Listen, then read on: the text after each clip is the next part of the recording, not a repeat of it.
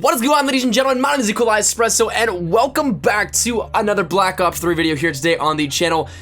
As you guys may or may not know, we had a trailer, or rather an intro cinematic drop here for Revelations earlier today. If you guys have not seen it already, I put up a reaction video up on the channel not too long ago, but also I'll leave the link down in the description for the full unedited prologue that goes along with this here. But we're gonna be breaking it down here for you guys because there is a ton of stuff that you may have missed, and honestly, one thing in particular that is absolutely massive to me, but I think is really overlooked. I don't think I've seen anybody talk about it. But with that said, we're gonna go right into it. If you guys enjoy the video, drop a like down below, and if you guys are new to the channel, make sure you subscribe. But let's jump right into it. At first, we are introduced to the entire scene. This brand new universe is the universe with the house. It is a pure universe, and the biggest thing here out of this that may surprise some people is the younger versions of the characters that we see. This actually was the insurance policy, what the blood vials were used for, and the whole universe is new, fresh, and free of corruption. It plays upon the idea of the innocence of a child and that there is absolutely nothing wrong here. So, the children are Edward Richtofen, Takeo Misaki, Tank Dempsey, Nikolai Belinsky, and of course, Samantha.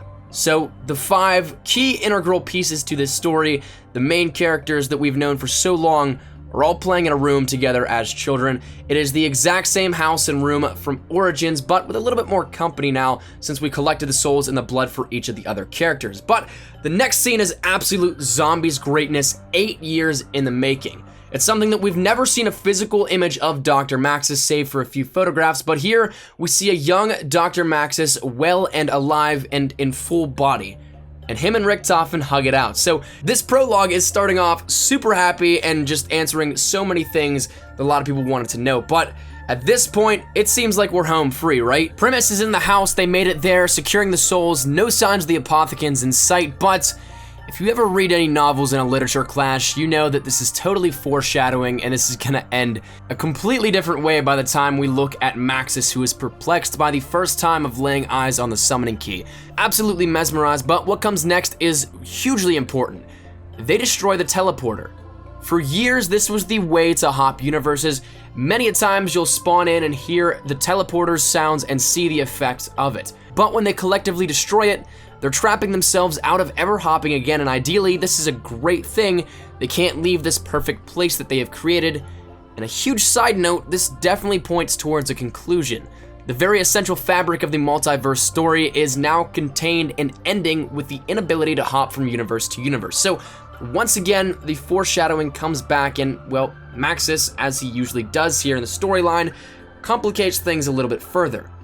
This shot here then showcases what I believe is him reading the Chronorium, the book that zombies hunters wanted to know about for so long, and the book supposedly contained all information pertinent to the story, universe hopping, the ability to bend space and time, all that good stuff here with it, and I think it's a nice little Easter egg here in the trailer. But Maxis here's, please, you must help me. So if you saw the trailer or the reaction I put up earlier, you know who this is, but we'll save that for just a few seconds later for those that may not have seen either of them. But Maxis then picks up the summoning key and it tells him only together we can prevent the destruction of your world.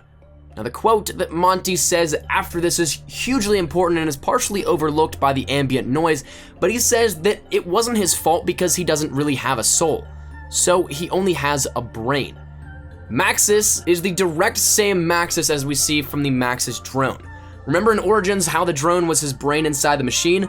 That's actually the same one that Monty is referring to. So he doesn't have a soul, but he does have a brain. And if you watch carefully to the scene afterwards, Maxis himself is transformed into, you may have guessed it, the Shadow Man.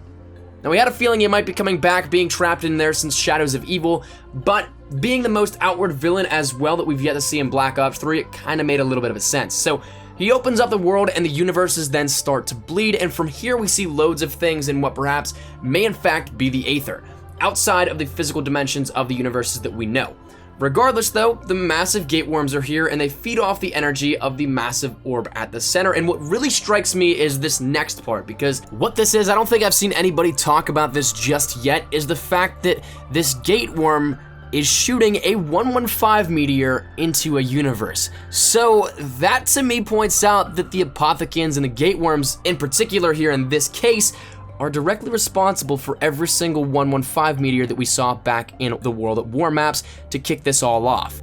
So if you want to talk about a perfect cycle, that I don't think you could get any better than that. That is crazy to me that just that small little sliver of time, we see this go by, and it very well could be what starts everything off from the very beginning. So, take it how you will. I think that's very awesome, but the meteors definitely look like they're physically expelled from the gate worms and then fall into each individual universe. But a few frames later, we get a glimpse at Noct with Shadows of Evil. So, Nocturne Toten with Shadows of Evil zombies, definitely confirming the universe bleeding here with this one, and it's very interesting to me because it's definitely going to look like we're going to have playable aspects of Nocturne Toten, Origins, Mob of the Dead, Der Eisendrache, and Kino der Toten with Revelations. So this map is going to be absolutely massive, especially if we have, say, even one room from each of those maps being available to this map as a whole. So aside from that, we don't really have too much save the thumbnail for the actual trailer, which eventually got changed actually. So this is a piece of the map we have not seen in any of the footage, and it's actually a little bit of an in-game image as well. It's an image that contains the Pack-a-Punch, which is, may I note, the original classic Pack-a-Punch to take us home and to round us into the conclusion of zombies. We see a wall weapon, a gobblegum machine, a 115 drill perhaps in the background. We still don't know exactly what that is, and of course the insanely large gate worm. So that said, that is going to wrap this one up here today, ladies and gentlemen. That has been absolutely everything here, breaking this down here for you guys in this intro prologue. Hopefully you guys did enjoy. Again, the full unedited thing will be down there in the description below if you guys want to check it out in its entirety. And of course, if you guys are hyped for Revelations, make sure you drop a like down below. But thank you so much for watching. I'd love to hear your thoughts down there in the comment section down below. Leave your thoughts, anything you may have to feel about this. Are you guys happy, sad, it's ending, whatever it may be, I'd love to hear your thoughts down there. But thank you guys so much for watching. Subscribe if you guys are new. Mine has been a cool Espresso. I'll see you guys later. Take care and peace.